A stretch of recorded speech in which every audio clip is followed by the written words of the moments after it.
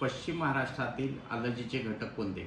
मी प्रॅक्टिसच्या सुरुवातीला म्हणजे 1998 साली एक पेपर प्रेझेंट केला होता मलेशियामध्ये. यामध्ये की आपल्या पश्चिम महाराष्ट्रात कोणते ॲलर्जीचे घटक जास्त प्रमाणात आहे आणि कोणत्या ॲलर्जीच्या घटकामुळं लोकांना ॲलर्जीचा त्रास होतो याचं संशोधन केलं होतं. आणि त्या पेपरमधलं काही महत्त्वाच्या गोष्टी मी तुम्हाला आज शेअर करणार आहे. यामध्ये सगळ्यात जास्त ॲलर्जी कशाची असेल पश्चिम महाराष्ट्रात, तर म्हणजे सातारा, सांगली, कोल्हापूर जिल्ह्यात, तर डस्ट माईटचे आहे. डस्ट माईटचं प्रमाण 52.12% एवढं आहे. म्हणजे जवळजवळ 52% डस्ट माईटचं प्रमाण आहे. त्याच्यानंतर परागकण याचं प्रमाण कम्पॅरेटिव्हली कमी आहे. त्याचं प्रमाण फक्त 14.14% आहे. डस्ट आणि इपिडर्मल म्हणजे जनावराचा कोंडा आणि घरातली डस्ट ह्याचं प्रमाण 45% आहे. आणि त्याच्यानंतर इन्सेक्ट्स म्हणजे की कॉकरोच याचं प्रमाण साधारणतः 16% आहे.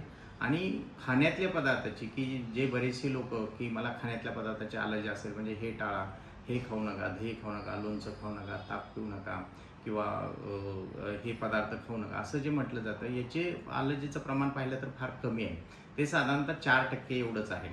मग मला असं वाटतं की आपल्या पश्चिम महाराष्ट्रात सगळ्यात जास्त ॲलर्जीचे घटक निर्माण करणारा जो पदार्थ आहे तो डस्ट माईट आहे. 2 नंबरला फंगस आहे. 3 नंबरला इपिडर्मस म्हणजे जनावराचा कोंडा, मांजराचा, कुत्र्याचा हे आहे. त्याच्यानंतर जे येतं ते परागकण येतात आणि त्याच्यानंतर शेवटी जे येते ते अन्नघटक येते. त्यामुळं आपणाला ॲलर्जी टेस्ट करूनच कळतं की कुठल्या पदार्थाची काय ॲलर्जी आहे. परागकणाचं सुद्धा जर बघितलं तर प्रत्येक परागकणासाठी महिने वेगवेगळे आहेत. जर समजा एखाद्याला साधारणतः जून-जुलैमध्ये त्रास होत असेल तर गवताच्या परागकणाची ॲलर्जी असू शकते. ऑगस्ट-सप्टेंबरमध्ये जर एखाद्याला त्रास होत असेल तर रानांची किंवा जे छोटे झाडं आहेत, झुडपं आहेत त्यांची ॲलर्जी असू शकते. आणि जर साधारणतः जुलै ते डिसेंबरच्या महिन्यापर्यंत जर ॲलर्जी असेल तर त्यांना बुरशीची ॲलर्जी असू शकते. आणि एप्रिल-मे किंवा मार्च-एप्रिल-मेमध्ये जर ॲलर्जी एखाद्याला येत असेल तर त्यांना मोठ्या झाडांच्या परागकणाची ॲलर्जी येऊ शकते. कारण हे त्यांचे फुलं येण्याचा सीझन आहे आणि प्रत्येक प्रदेशात झाडांना फुलं येण्याचा सीझन वेगवेगळा आहे.